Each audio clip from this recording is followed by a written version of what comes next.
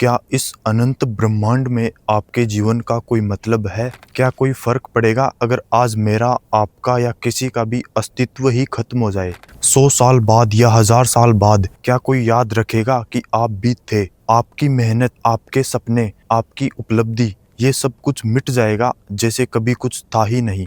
यही है नाइलिज्म का मेन प्रश्न, और ज्यादातर लोग इसमें जाने से ही डरते हैं और सोशल मीडिया में खोए रहते हैं। खैर, वो हमारे अस्तित्व का मतलब जानने का सही रास्ता नहीं है, तो अब इस प्रश्न का जवाब खोजना शुरू करते हैं। देखिए, यह सिर्फ एक नकारात्मक विचारधारा नहीं है, यह एक गहरा दार्शनिक संकट है जिसने पिछली 2 सदियों से वेस्टर्न सिविलाइजेशन को हिलाकर रख दिया है। नाइलिज्म, यह शब्द आता है लैटिन के नाइल से, जिसका मतलब है कुछ नहीं। नाइलिज्म का मेन विचार यह है कि जीवन में कोई अंतर्निहित अर्थ ही नहीं है, न कोई उद्देश्य, न कोई नैतिकता जो वास्तव में सही हो, और न ही कोई परम सत्य जिसे हम जान सके।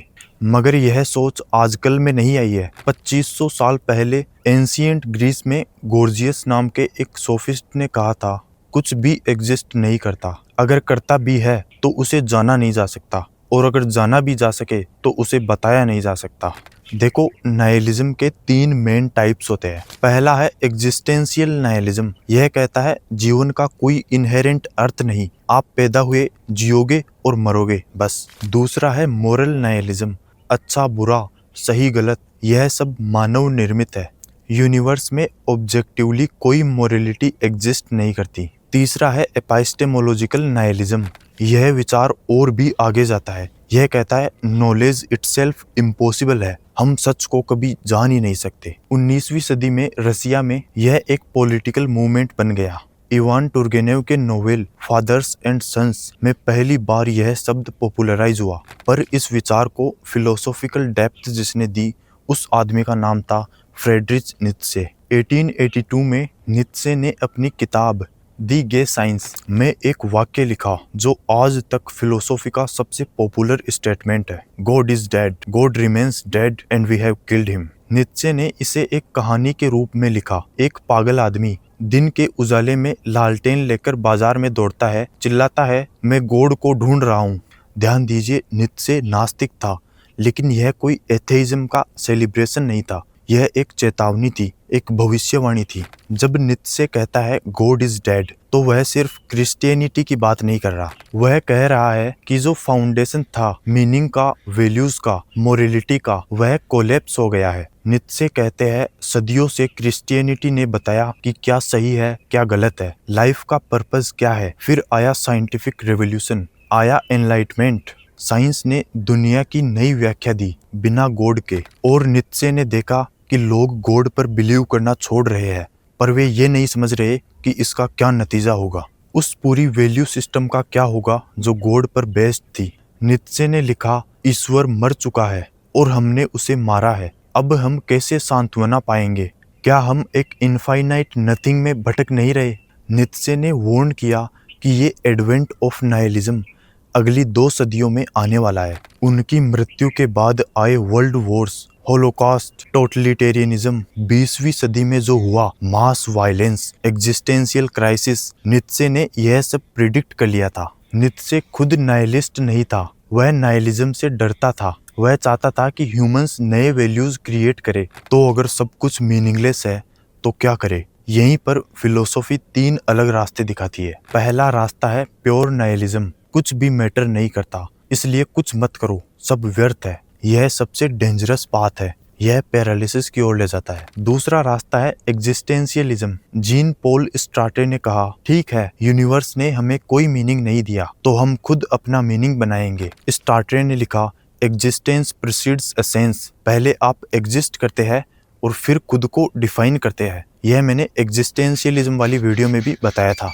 पर स्टार्टे ने इसे कोंडेम टू बी फ्री कहा। आप फ्रीडम के लिए कोंडेम है, क्योंकि अब आप हर एक चीज के लिए खुद रेस्पॉन्सिबल है, कोई गॉड नहीं जो आपको गाइड करे। तीसरा रास्ता है एब्सर्डिज्म। अल्बर्ट कैमस ने एक और अप्रोच दिया। कैमस ने कहा कि हाँ, यूनिवर्स मीनिंगलेस है, लेकिन हम मीनिंग की तलाश करते रहते हैं, यह कॉन्ट्राडिक्शन ही दी एब्सर्ड है। कैमस ने सिसिफस का मेटाफर दिया। यह ग्रीक माइथोलॉजी का वह कैरेक्टर है जो बार बार एक पत्थर को पहाड़ पर चढ़ाता है और वह पत्थर बार बार नीचे गिर जाता है, हमेशा के लिए। केमस कहते हैं सबसे इंटरेस्टिंग मोमेंट वह है जब सिसिफस पहाड़ से नीचे उतरता है। जब पत्थर वापस लुढ़क चुका होता है, उस मोमेंट में वह कॉन्शियस होता है। वह जानता है कि यह मीनिंगलेस है, पर वह फिर भी वापस जाता है। यह कॉन्शियसनेस ही उसकी जीत है, यह अवेयरनेस ही उसकी आजादी है। केमस ने लिखा, one must imagine Sisyphus happy. क्यों? क्योंकि सिसिफस ने अपने भाग्य को एक्सेप्ट किया, पर उसके अगेंस्ट विद्रोह भी किया। वह जानता है कि यह मीनिंगलेस है और फिर भी वो उसे पुश करता रहा। यही है असली आजादी, यही है असली ललकार। आज 21वीं सदी में नाइलिज्म पहले से ज्यादा रिलेवेंट है। आपने नोटिस किया है कि पिछले कुछ दशकों में डिप्रेशन, एंजाइटी की रेट्स कैसे बढ़ी है, स्पेशली युवाओं में। यह कोइंसिडेंस नहीं है। सोशल मीडिया पर स्क्रॉल करो, वहाँ मीम्स है, nothing matters, existence is pain. ये सिर्फ जोक्स नहीं है, यह एक डीपर एग्जिस्टेंशियल क्राइसिस का सिम्टम है। स्टडीज बताती है कि वियना में युवाओं में एग्जिस्टेंशियल डिससेटिस्फेक्शन 30 से 80% तक बढ़ गई है। लेकिन क्यों? 4 मेन रीजंस है। पहला है इंफॉर्मेशन ओवरलोड। हम हर दिन इतनी इंफॉर्मेशन कंज्यूम करते हैं कि कुछ भी मीनिंगफुल नहीं लगता। दूसरा है डीप पर्सनलाइजेशन। हम नंबर्स बन गए हैं। Social media followers, salary figures, productivity matrix, हमारी इंडिविजुअलिटी खो गई है। तीसरा है ट्रेडिशनल कम्युनिटीज। पहले फैमिली, रिलीजियन, कम्युनिटीज ये सब मीनिंग देते थे, अब ये स्ट्रक्चर कमजोर हो रहे हैं। चौथा है क्लाइमेट क्राइसिस, पेंडेमिक्स, वॉर्स। युवा लोग अब यह सोचते हैं कि अगर दुनिया ही खत्म होने वाली है तो क्या फायदा। साइकोलॉजिस्ट्स इसे एग्जिस्टेंशियल डिप्रेशन कहते हैं। यह एक ऐसी स्टेट है जहां लाइफ बुनियादी रूप से ही पॉइंटलेस लगती है, क्योंकि नाइलिज्म सेल्फ री एनफोर्सिंग होता है। जब आप बिलीव करते हो कि नथिंग मैटर्स तो आप ट्राई नहीं करते।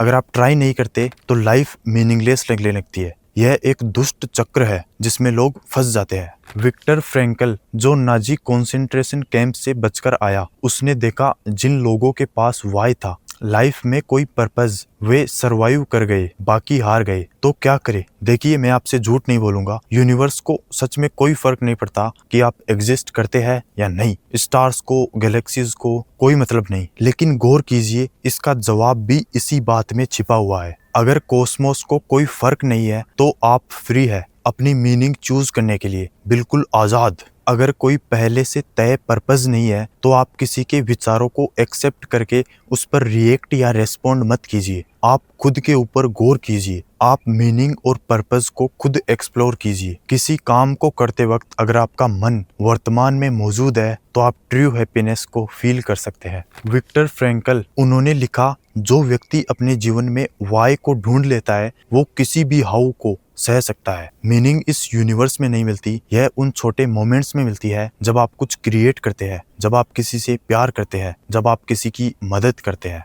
और हाँ, एक दिन सब कुछ खत्म हो जाएगा, लेकिन ये आज को मीनिंगलेस नहीं बनाता। अल्बर्ट कैमस ने लिखा था, in the depth of winter I finally learn that within me there lay an invincible summer. तो हाँ, शायद आप मीनिंगलेस है इस यूनिवर्स के स्केल पर उस बच्चे के लिए नहीं जिसको आपने स्माइल दिया, उस दोस्त के लिए नहीं जिसको आपने वक्त दिया, उस आर्ट के लिए नहीं जो आपने क्रिएट किया। सिसिफस अपने पत्थर को पुश करता रहा। अब आप बताओ, आप इसे पुश करोगे या नहीं? कमेंट्स में बताइए, नाइलिज्म आपको आज़ादी लगती है या नहीं? अगर इस वीडियो ने आपको सोचने पर मजबूर किया तो इसे लाइक कीजिए और ऐसी ही साइंस, फिलोसॉफी और गहरे सवालों वाली वीडियोस के लिए इस चैनल को सब्सक्राइब करें। मिलते हैं अगली वीडियो में। जय हिंद, जय विज्ञान।